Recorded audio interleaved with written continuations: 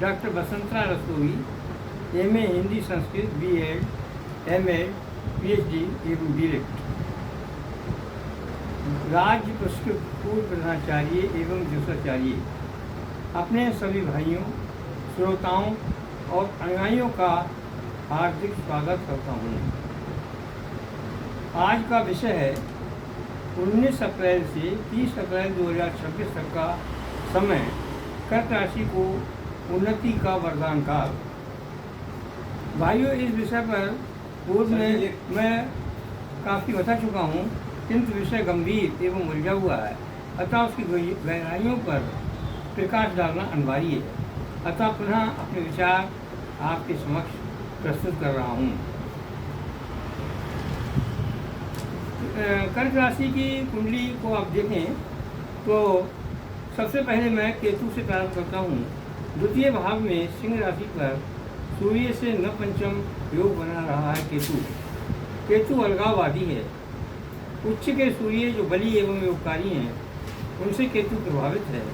द्वितीय भाव से संबंधित सारे रोगों के निवारक सिद्ध होंगे, धन वृद्धि में सहयोग करेंगे, वाणी में तीव्रता लाएंगे।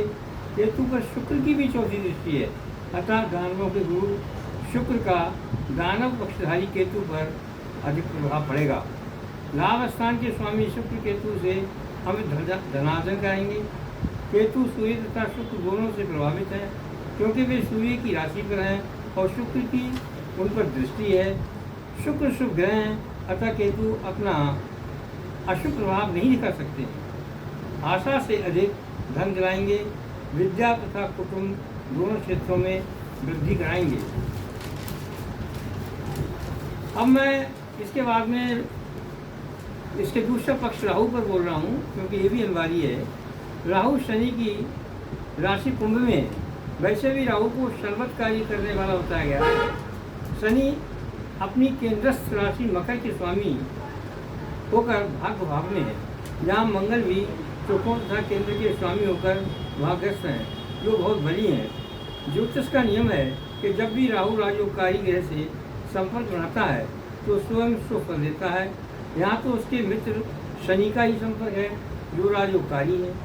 राहु पर गुरु की नवम दृष्टि भी है, अतः गुरु ही त्रिकोण के स्वामी होकर राहु को उसका फल शुभ फल प्रदान कर रहे हैं। अतः राहु जातक की बीमारी दूर करेगा, उसको गंभीर विषयों का ज्ञान दिलाएगा, अपनी दृष्टियों से यात्रा और धन लाभ कराएगा, मकान तथा जमीन संबंधी सारे कार्यों में सफलता दिलाएगा, उसे मुकदमों में जीत दिलाएगा। अब हम बात करते हैं बुध, शनि और मंगल की। यही सारी समस्याएं हैं।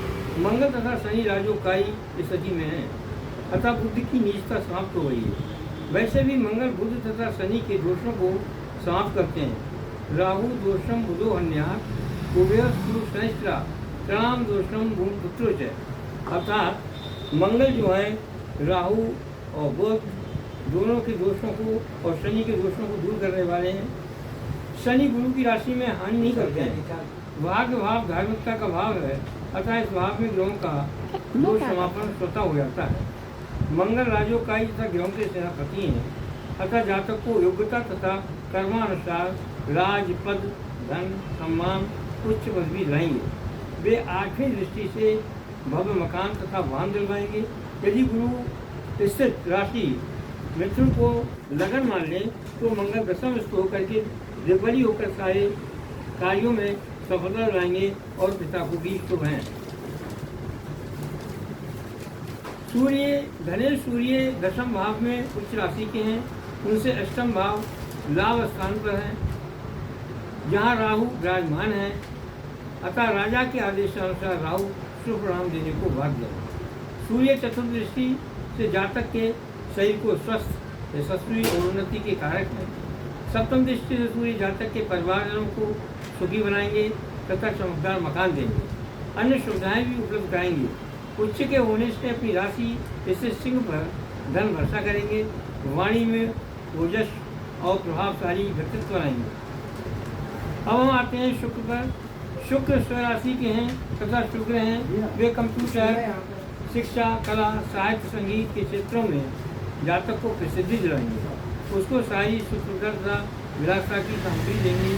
वे सप्तम दृष्टि से अविवाहितों का विवाह तथा निसंतान को संतान देंगे। विद्या बुद्धि संतान में हर प्रकार का प्रचार करेंगे। अंत में हम आते हैं गुरु पर, और गुरु ही सब कुछ हैं। गुरु मार्ग तथा उच्चगामी स्थिति में है। वे 2 जून को कर्क में चले जाएंगे, अतः स्वफल देने को बाध्य हैं। गुरु जातक को जमीन और मकान दिलाएंगे, माता का स्वास्थ्य वर्धन करेंगे। सप्तम दृष्टि से अपनी राशि पर होने से ऋणों शत्रुओं का नाश करेंगे। जातक को प्रतियोगिता में सफलता लाएंगे, मुकदमों में जीत लाएंगे।